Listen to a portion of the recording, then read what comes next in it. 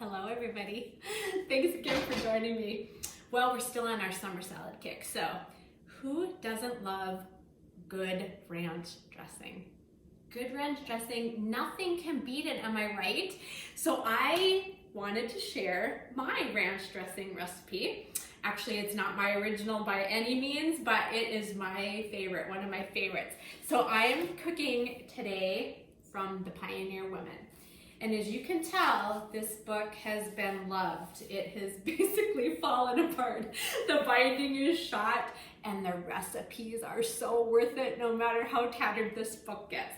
So this is called Homemade Ranch with Iceberg Wedge.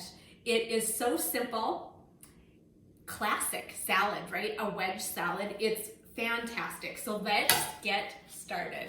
And this recipe, so I can tell you what I love for ranch dressing, because I'm not a big bottled ranch fan, but this stuff is the bomb. Okay, so this starts with a mayonnaise and buttermilk base. Mayonnaise, sour cream, and buttermilk, really, okay? So you start with a full cup of mayo, like the real deal mayo. So get yourself a good quality. I just picked up Kraft this time. Generally I have Hellmann's on hand, but whatever you want, whatever you have, should be just fine. So again, we are starting with a full cup of mayo. And we are gonna balance that out. Now this is only a half cup measure, so we're gonna do it twice. Then we're gonna balance it out with some sour cream. So a half a cup of sour cream. All right. And I've got sour cream right here, so let's get that added in here as well. And then buttermilk. So buttermilk, not one of those ingredients that a lot of people like carry on hand all the time, right? I am one of those people. There are a couple recipes that I have and make that require buttermilk. So in that case, then I would have it on hand and maybe have a little extra, but I don't for this occasion. So we are going to substitute. Now you can substitute full fat, like yogurt, okay, plain yogurt, not vanilla obviously. So that would be something, if you had that on hand, you could sub. You can also use milk and then add an acid to it. So whether it be cream of tartar, I don't remember the exact equivalent on that, or vinegar or lemon juice. Now I know it's like a cup of milk and then a tablespoon of either lemon juice or vinegar, and then add milk up to a cup, okay? So you can do that. I'm using vinegar in this instance because I already had it out. So it calls for a quarter to a half cup of buttermilk. Now this is gonna be dependent on how runny you want this stuff, okay? So I have got a half cup of milk here. And again, I don't even have milk in our house. So this is milk that I just mixed up from dry milk, and it's almost a half cup.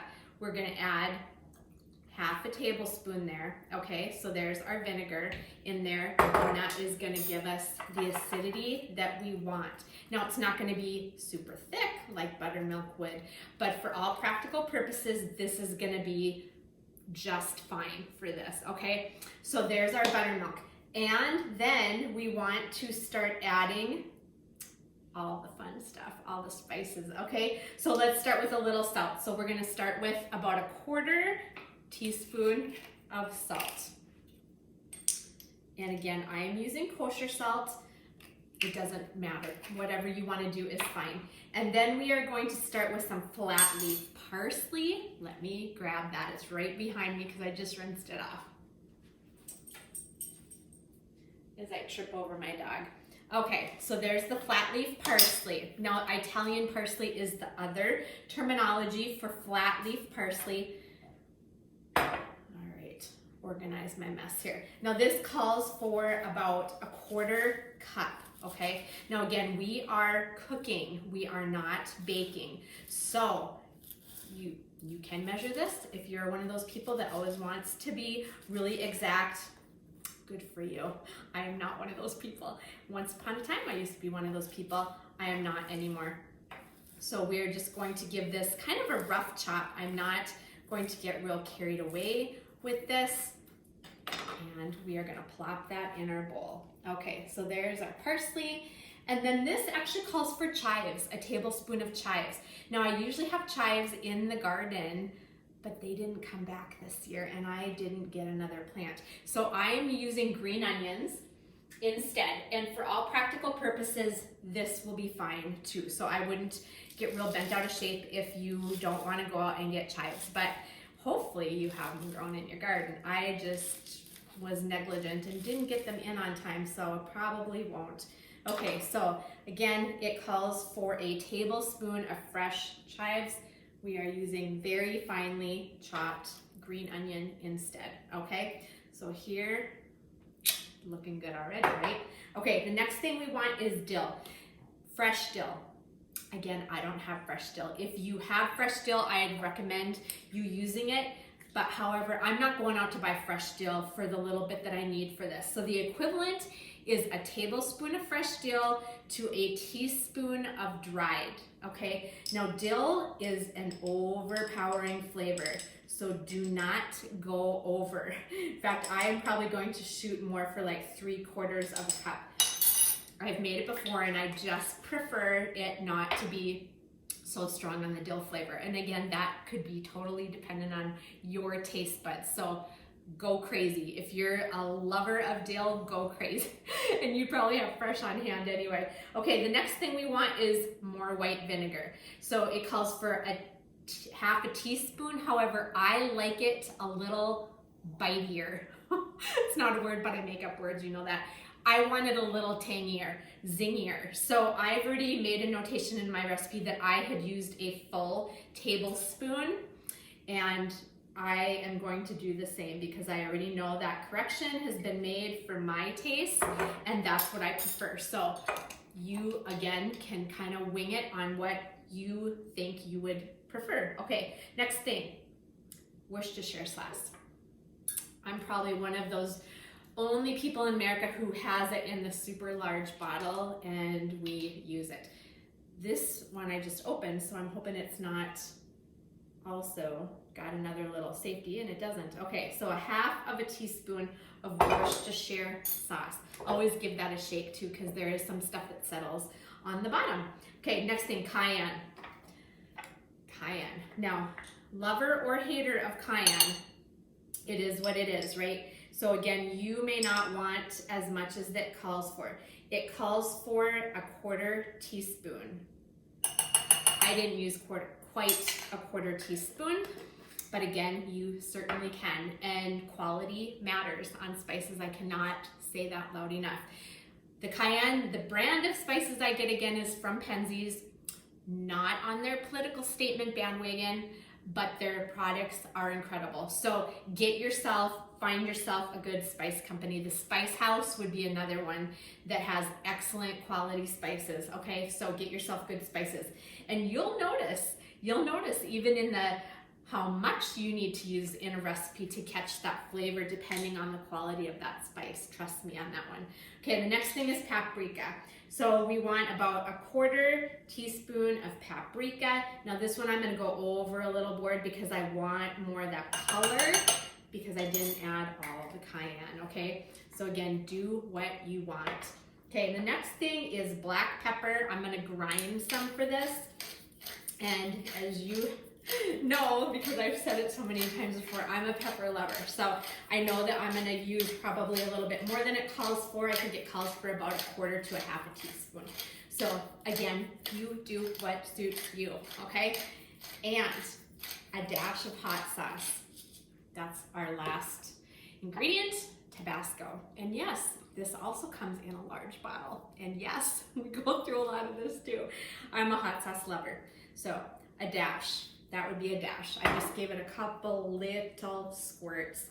All right, so now we've still got our buttermilk standing by. So this is where you have to just determine how runny or how thick you want this, okay? So it's pretty thick right now. This would be a great ranch dip, but it's certainly not a dressing. I mean, we don't want it super runny for this application on the wedge salad because I don't want it like falling through all those layers. You want it to kind of stand up to the layers. Okay, so we're gonna start to add a little bit of this, and then we are also adding some garlic because I did not add that yet either.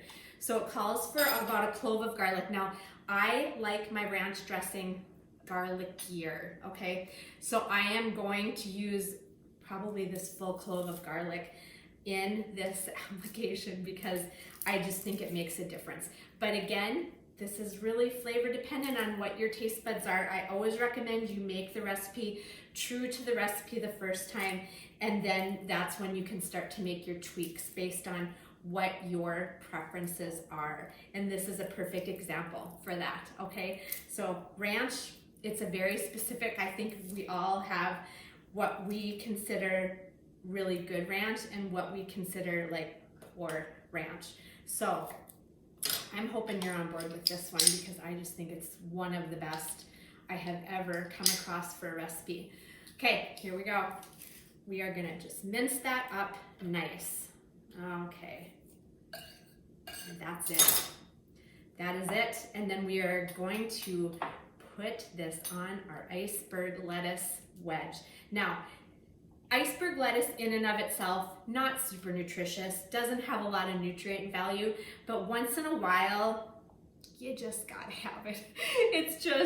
It's wonderful, right? It's crunchy, it's crisp, it holds up to dressing. It's not going to wilt like a lot of the blends will do, like the leafy green stuff will do. Some of them are not, they just won't stand up to a dressing this thick, where iceberg is the perfect complement to this, okay? So iceberg lettuce, get it in a head for this deal, okay? Head of iceberg lettuce. Now, the way you prepare this now, you wanna cut out the core. Now, what I like to do, if you bang this just the right way, this thing will kind of wiggle its way out and you can take that core out.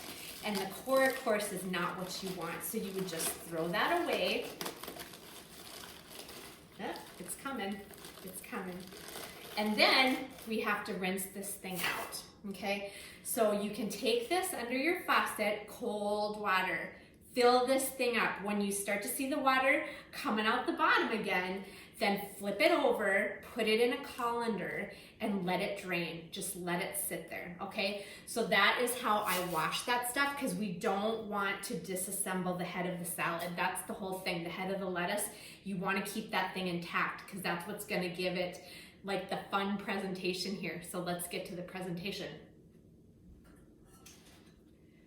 All right, so like I said, this one I have had draining and it is all ready to go. It's a beautiful head of iceberg lettuce, okay? So we are going to cut this into wedges, just like it calls for, okay?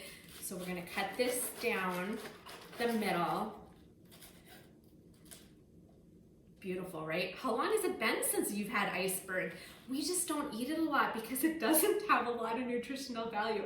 Now, I've done this a couple different ways. You can actually make like a wedge-shaped pie thing, or you can do these steaks, like lettuce steaks, right? And have this big plate of thin lettuce with all these squigglies showing, and it's beautiful. And then we just kind of drizzle this ranch over it. So either way is beautiful. I'm gonna do this one in a wedge because the plate that I'm gonna be using is truer to the salad plate size. So it just would not work. You need to have almost a dinner plate size if you wanna do the larger wedges, okay? So here we go, there it is. And again, this is why you want this dressing a little bit on the thicker side. You probably can't see what I'm doing. So we are going to just drizzle this on. Do you see what I'm saying? It stands up to it. Because the lettuce is so dense like that, it just sits there rather than like falls in, which is what you want. It's beautiful. And then how I would finish this off, you could stick a couple more green onion pieces on top of that. You could give it a nice dash of fresh black pepper. Beautiful. Look at that. It's just pretty and it's really good. And if that's not enough ranch for you, then you do really well in my household, because there's just never enough ranch to go around for all the foods it's wonderful on, right? So I hope you give this one a try, you guys. I hope you enjoy this recipe. And again, I will post the recipe in the comments so you can see like my base layer. But as you know, I tweak things depending on taste buds, right? That's what it's all about. So you have to find what is perfect for you. All right, thanks again for tuning in. I hope you give this a try. I hope you have something wonderful planned on your agenda today, and I hope you have something even more wonderful planned on your menu. Have a great day.